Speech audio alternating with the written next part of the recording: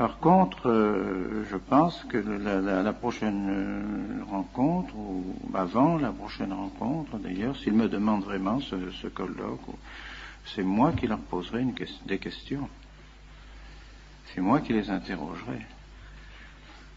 Oui, pour leur dire, quelle église êtes-vous? À quelle église avons-nous affaire? Moi, je voudrais savoir si j'ai affaire à l'église catholique ou si j'ai affaire à une autre église, à une contre-église, à une contrefaçon de l'église.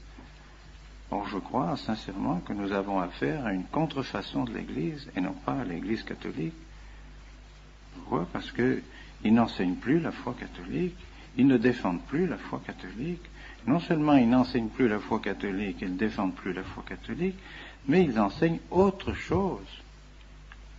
Ils entraînent l'Église dans autre chose que l'Église catholique. Ce n'est plus l'Église catholique.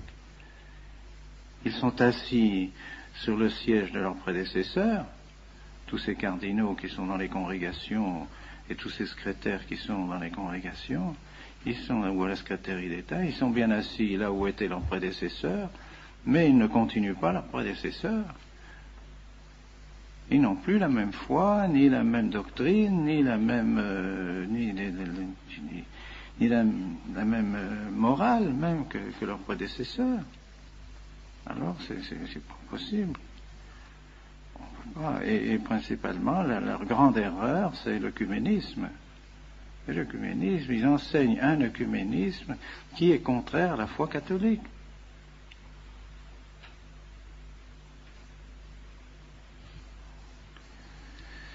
Et je dirais que pensez-vous des anathèmes du Concile de Trente? Que pensez-vous des anathèmes du Concile de l'encyclique Auctorem Fidei sur le Concile de Pistoie? Que pensez-vous du syllabus? Que pensez-vous de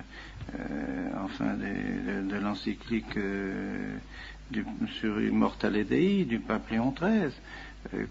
Que pensez-vous de la lettre sur le sillon par le pape Saint-Pidis, de l'encyclique Quas Primas du pape Pie XI, de Mortali Humanimos du pape Pie XI, justement contre l'œcuménisme, contre ce faux œcuménisme, et ainsi de suite. Enfin, pensez-vous de tout ça? Qui me répondent s'ils sont toujours d'accord avec tous ces documents des papes, avec ces documents officiels qui définissent notre foi. Ce ne sont pas des documents quelconques, ce ne sont pas des allocations privées, des allocutions privées ou des conversations privées des papes. Ce sont des documents officiels et qui engagent l'autorité du pape. Alors moi, je pense qu'on peut et on doit même croire que l'Église est occupée,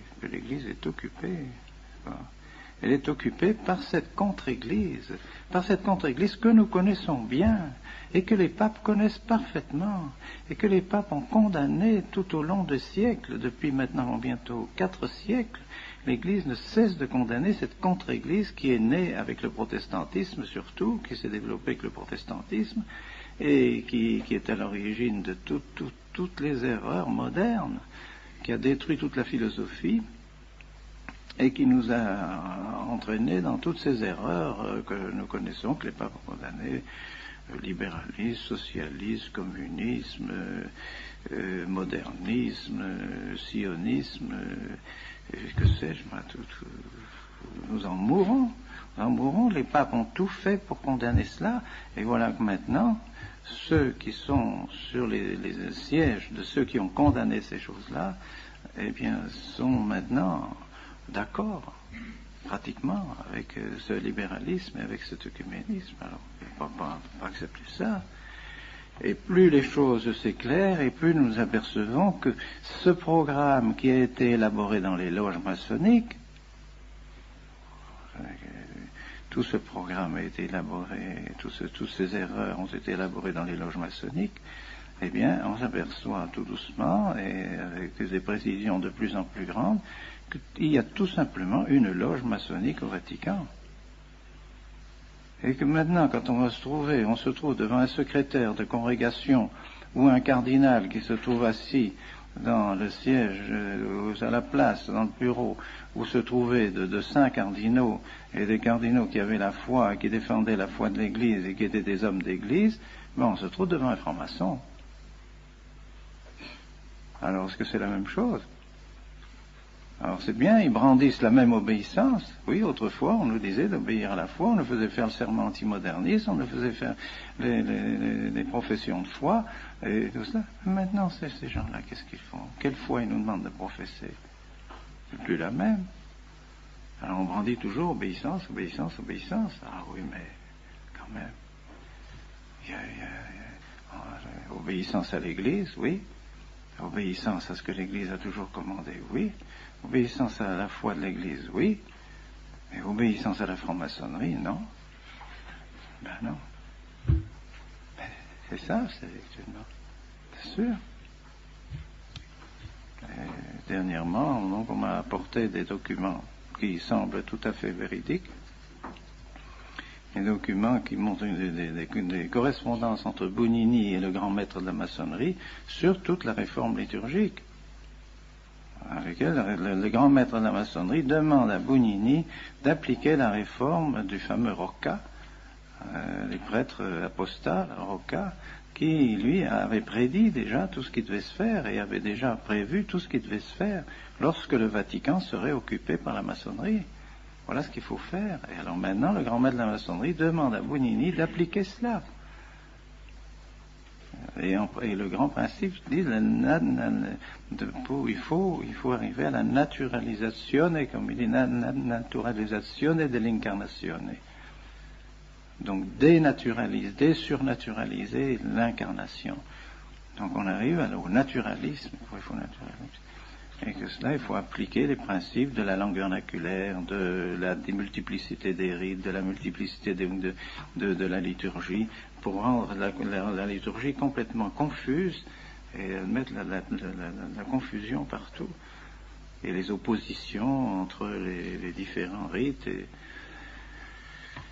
Alors Bounini répond qu'il est tout à fait d'accord. Il est tout à fait d'accord pour cela, mais qu'il faudra un certain temps, il faudra peut-être 10 ans, mais en l'espace de 10 ans, il y arrivera, et que la confiance que lui accorde particulièrement le cardinal Lercaro et même le pape Paul VI, avec cette confiance qu'il a, il est assuré de pouvoir arriver à ses fins. Et il nomme tous ceux avec lesquels il travaillera dans la curie romaine, tous ceux qui, eux aussi, ont des attaches à la maçonnerie, alors qu'il pourra travailler avec eux, mais il faudra en placer certains, il faudra les mettre dans certaines congrégations, afin de pouvoir mener le travail à bien. Il faut que toutes les congrégations soient plus ou moins infiltrées, noyautées par des membres de la maçonnerie, qu'il nomme un tel. Il faudra chasser celui-ci, parce que celui-là nous gêne, il est contre nous, alors il faudra le faire mettre dehors. Il faudra supprimer la congrégation des rites, mais c'est pas la congrégation des rites, c'est la congrégation des sacrements, et il a réussi à supprimer la congrégation des sacrements pour tout mettre sous la congrégation des rites, par conséquent tout mettre sous son autorité. Tout ça, il le dit dans les lettres au grand maître de la maçonnerie. Alors, qu'est-ce que vous voulez? Ah non, qu'on ne nous parle pas d'obéissance. On va bien obéir, bien sûr, nous sommes les plus obéissants à l'Église et à tout ce que l'Église a toujours enseigné, toujours voulu, mais pas à des hommes qui travaillent à la destruction de l'Église à l'intérieur de l'Église. L'ennemi est à l'intérieur de l'Église, le papidis l'avait annoncé, la Salette l'avait annoncé, le Fatima l'a annoncé, tout est annoncé de manière publique. On sait que l'ennemi va s'introduire à l'intérieur de l'Église. Eh bien, il y est. Alors qu'ils ne viennent pas demander, il faut arrêter les ordinations. Qui demande d'arrêter les ordinations? Qui demande de ne plus faire de bons prêtres? Qui? C'est le Saint-Esprit ou c'est le diable? C'est clair, quoi. C'est clair. Est-ce que un pouvoir normal dans l'Église peut demander à un évêque de ne plus faire de bons prêtres? Est-ce qu'un pouvoir normal dans l'Église peut demander une chose pareille? Peut demander de supprimer les séminaires, des séminaires qu'ils savent, bon, ils le savent, ils l'ont dit, c'était des bons séminaires. Ils savent que la doctrine qu'on vous enseigne est la vraie doctrine. Ils le savent. Ils l'ont écrit. Ils savent parfaitement. Ils l'ont écrit dans le rapport des visiteurs. Les visiteurs l'ont dit. Ils ont fait un excellent rapport en faveur du séminaire. C'est ce que le cardinal Garonne m'a dit à moi-même quand il m'a demandé de venir à Rome. Il a dit, oui, le rapport est bon. Nous savons que le séminaire est bon, etc. Alors, pourquoi fermer le séminaire? Tout simplement parce que nous ne voulons pas suivre ces orientations maçonniques de l'œcuménisme, toutes ces orientations nouvelles qui ont été forgées dans les loges maçonniques. Alors on veut fermer le séminaire. Mais non, c'est pas possible. Ça vient pas du Saint-Esprit, ça vient pas de l'Église. C'est pas l'Église qui nous demande de fermer le séminaire. C'est pas l'Église. C'est pas le pape en tant que pape. Ce ne sont pas ceux qui sont les en tant qu'ils sont vraiment les successeurs de ceux qui étaient avant eux, non. C'est une loge maçonnique qui est arrivée à pénétrer à l'intérieur du Vatican, qui mène tout, et qui évidemment ne peut pas nous sentir, c'est clair, c'est évident, que nous faisons obstacle à leur plan de destruction du sacerdoce, de destruction de la messe, de destruction de la liturgie, c'est évident, c'est évident. Alors est-ce que nous devons obéir? Moi, je crois en conscience devant mon Dieu. Quand il me dit réfléchissez bien en conscience devant Dieu ce que vous faites, ben oui, j'ai tout réfléchi devant mon Dieu. Si je me trompe, que le bon Dieu me donne la lumière pour me montrer que je me trompe, je ne crois pas. Je crois vraiment que en faisant ce que je fais et en ordonnant les prêtres que je vais ordonner, je crois que je sers l'Église. Je ne le ferais pas si j'avais seulement un instant la pensée que ça pouvait être contraire au bien de l'Église. Je m'abstiendrai bien sûr de faire des choses pareilles, c'est trop grave.